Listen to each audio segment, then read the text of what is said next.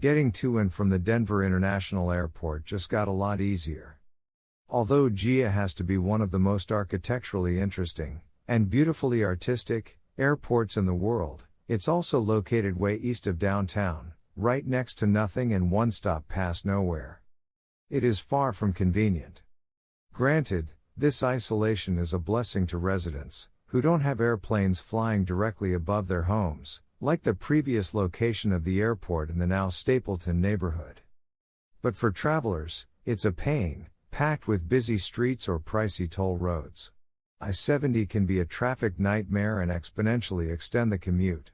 Add to that the hurdle of parking or renting a car, and you'd need to leave 2 hours before the 2 hours you need to arrive early for an international flight.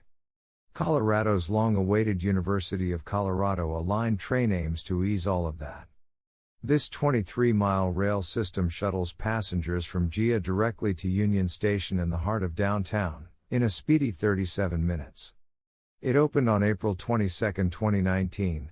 Today, we are completing a long-time vision for rail service to Denver International Airport that will make us one of the world's best connected airports, said airport CEO Kim Day, in a written statement.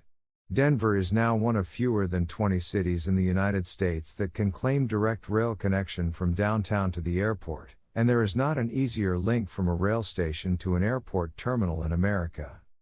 With GIA as the country's fifth busiest airport, with 53 million passengers annually, this affects a lot of people.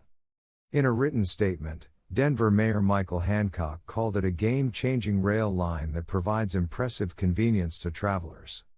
For residents wondering how to best maneuver this new railway, to travelers looking for the most seamless vacation transportation possible, here's our inside guide on how to use the new A line.